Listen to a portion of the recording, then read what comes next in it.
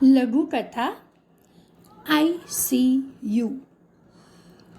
લેખન અને પઠન ગિરિમા ધારેખાન. મીનળબેનને ઓપરેશન થિયેટરમાં લઈ ગયા અને બહાર લાવ્યા. એ બે વચ્ચેનો 2 કલાકનો સમય શોભનને 2 યુગ જેવડો લાગ્યો. પીઠ ઉપર હાથ ફેરવીને સાંત્વના આપવા વાળું પણ કોઈ ન હતું. એ 2 કલાક દરમિયાન શોભાને લગભગ આખી જિંદગીનું ચિત્રપટ જોઈ નાખ્યું. નાની ઉંમરમાં પપ્પાનું મૃત્યુ, મમ્મીએ અપનાવી લીધેલો મમ્મી પપ્પા બંનેનો રોલ અને એ લાંબા સંઘર્ષકાળ દરમિયાન સગાવાલાથી થોડા દૂર ફંગોળાઈ જઈને એકબીજા સાથે સંપૂર્ણ સંકળાઈ ગયેલું મા દીકરાનું નાનું સુખી કુટુંબ. શોભન ભણી ગણીને નોકરીમાં સ્થિર થયો અને ઓચિંતી મીનળબેનને આ બીમારી આવી પડી. ફેમિલી ડૉક્ટર ઓઝાએ કહી દીધું કે ઓપરેશન કરાવવું પડશે, પણ ગભરાવા જેવું કંઈ નથી. ઓપરેશન પછી 3-4 દિવસ વોર્ડમાં રાખીને રજા આપી દેશે.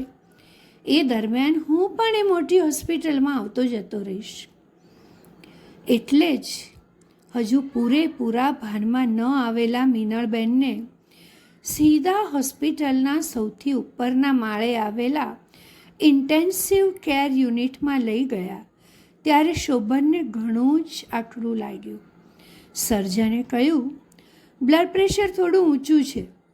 ઓપરેશન પછી ઘણા દર્દીઓને આવું થતું હોય છે.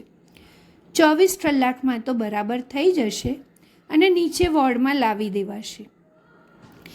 આ મોટી હોસ્પિટલમાં શોભનને મીનળબેનની પાસે ICUમાં તો શું, એ માળ ઉપર જવા પણ નહોતું મળતું.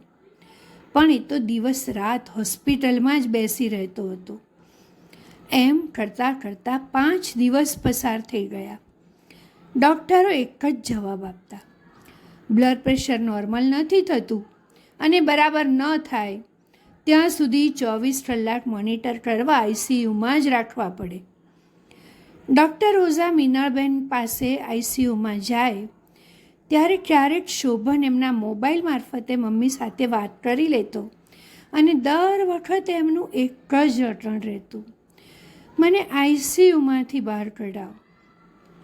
ચિંતિત શોભન સતત વિચાર્યા કરતો, મમ્મીને બ્લડ પ્રેશર તો ક્યારેય નહોતું રહેતું, અચાનક શું થયું? છેવટે એક દિવસ એની ધીરજ ન રહી. મમ્મી કેટલી કાકલુદી કરતી હતી. એટલે જ ડૉક્ટરની સલાહને અવગણીને એ પોતાના જોખમે મમ્મીને ઘેર લઈ આવ્યો અને ડૉક્ટર ઓઝાને જણાવી દીધું. સાંજે આવ્યા અને બ્લડ પ્રેશર માપ્યું, નોર્મલ. બીજે દિવસે પણ સવારે સાંજે નોર્મલ. ડૉક્ટર અચંબામાં હતા. આવું કેવી રીતે બને? હું પોતે ICUમાં એમનું બ્લડ પ્રેશર જોતો હતો, ઘણું જ ઊંચું રહેતું હતું. ત્યાં તો સારામાં સારી સારવાર અપાતી હતી. મીનળબેને શોભનને પાસે બોલાવ્યો, એનો હાથ પોતાના હાથમાં પકડ્યો અને હસતા હસતા બોલ્યા, બેટા, એમાં નવાઈ પામવા જેવું કંઈ નથી. ઘેર તો હું સાજી થઈ જ જાઉં ને, કારણ કે તું મારી નજર સામે હોય. અહીંયા ICU. અસ્તુ.